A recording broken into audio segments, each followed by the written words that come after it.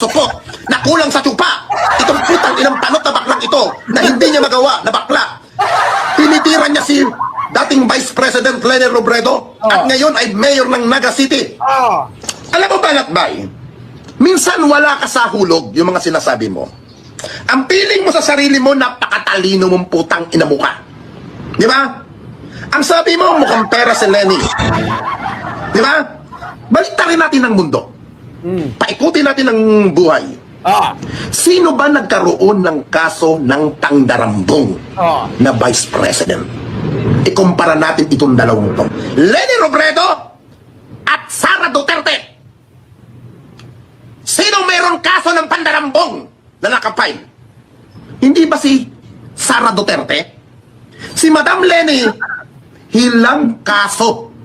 Walang isinampang kaso, walang kasong katiwalian, walang kaso ng pandarambong. Ngayon, ihahambing mo si dating Vice President Leni Robredo kay Sara Duterte na hindi pa tapos ang term ni Sara, nabulgar na ang kanyang confidential fund. Correct. Look at yourself. Malaki na, English na yan. Tao pa mo ha.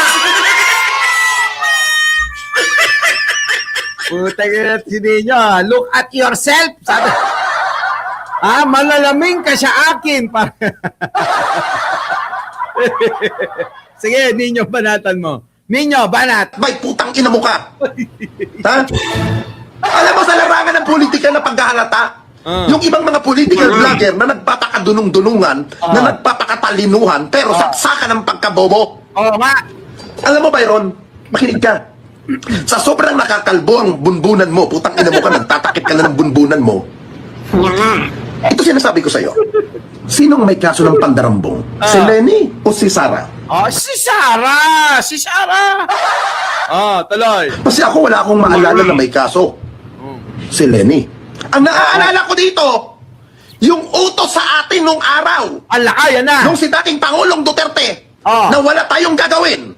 Kung hindi sirain, wasakin, itahiya. Si Leni Robredo. Kita nyo? Talagang tinarabaho nila si Leni Robredo, mga kababayan, ano? Tapos syempre, sabi ko nga sa inyo, mahalaga na nakikinig ho kayo. Mahalaga ho na aralin yung maigi yung mga pinakikinggan ninyo. Kasi kapag hindi nyo inaral yung mga pinakikinggan ninyo, maliligaw kayo. Tignan nyo sila Banat Bay. Anong kredibilidad ho ngayon ng mga taong yan kung ganyan pala talaga ang trabaho?